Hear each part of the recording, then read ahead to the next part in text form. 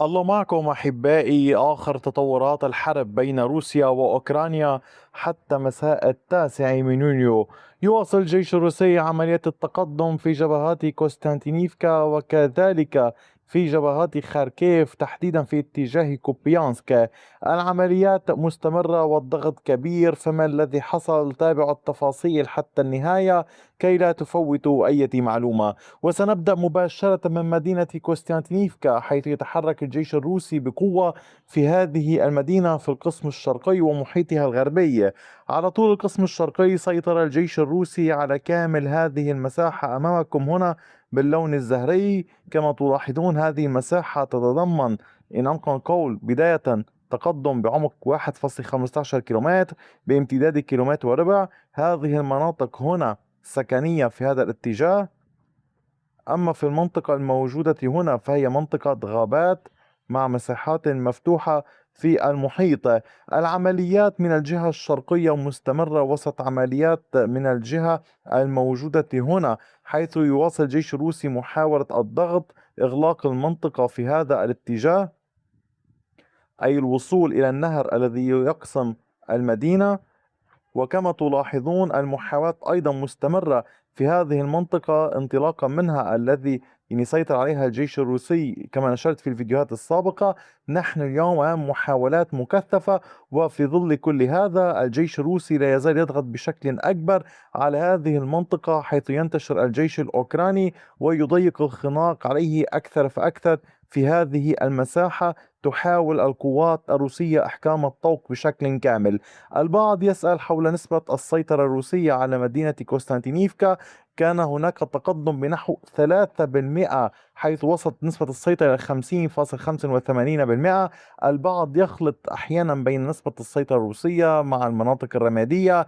البعض أحيانا يظن أن عمليات التوغل قد تكون سيطرة روسية، ولكن أحبائي يجب التأكد من الأمور دوما.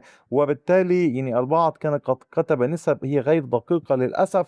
أتمنى أن يكون هناك أي تشويش في ظل هذه العمليات والحسابات الدقيقة التي أحاول تقديمها لحضرتكم، فأتمنى الالتزام بما أقوله هنا.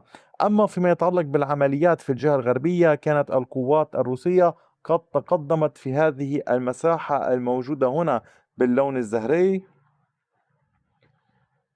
هنا كانت القوات الروسية قد تقدمت بعمق 640 مترا بامتداد 1.81 كيلومتر. هنا التقدم في هذا الاتجاه يعتبر هاما بالنسبة للجيش الروسي لعدة أسباب. قلت لكم بالصباح اليوم أن الجيش الأوكراني يحاول عبر هذه المنطقة محاولة الحفاظ على مواقعه في هذا القسم الغربي، ومحاولة إبطاء التقدم الروسي بالتزامن مع باقي المناطق الموجودة في هذه الاتجاهات. السيطرة الروسية هنا ستؤدي ربما إلى فرصة للجيش الروسي للتقدم أكثر نحو المنطقة الموجودة هذا، إضافة إلى تسهيل العمليات، عملية ضغط للجيش الروسي في اتجاه الجبهة الغربية لمدينة كوستانتينيفكا، أي في المنطقة المحيطة هنا ضمن المساحات المفتوحة.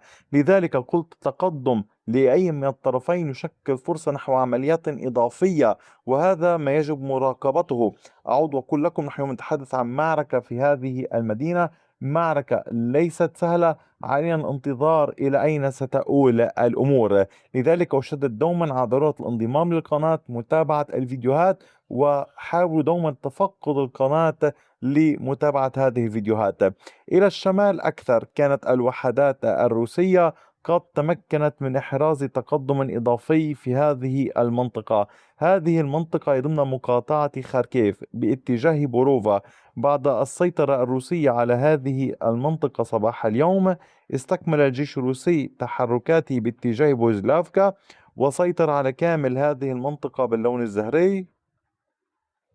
عمق التقدم للجيش الروسي بلغ كيلومتر وربع بامتداد كيلومتر ونصف. على طول المنطقة هنا تحركت القوات الروسية. هنا التحرك كما تلاحظون باتت القوات الروسية على المشارف الجنوبية لبلدة بويسلافكا، بعد أن كانت في وقت سابق موجودة على هذه المشارف. الأوكران يتمركزون في هذه المناطق ويحاولون قدر الإمكان منع الجيش الروسي من الاقتحام. لذلك يبقى السؤال: هل سيكون هناك عمليات إضافية تضغط بها القوات الروسية على كامل الانتشار الأوكراني في هذه المنطقة في محاولة للسيطرة على هذه المساحة. أعود لأقول لحضرتكم لمن لم يتابع الفيديوهات أو تخطاها في وقت سابق، هذه المنطقة هامة للغاية، تشكل نقطة ربط بين شمال المنطقة هنا في كوبيانسك وجبهتها الشرقية مع جبهة بوروفا الهامة للغاية، وتلقائيا مع شمال مقاطعة دونيتسك.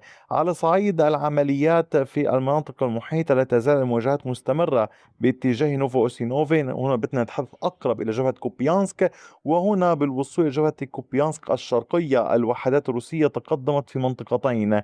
الأولى في هذه المساحة جرى السيطرة على عدد من المنازل والمناطق المحيطة بها.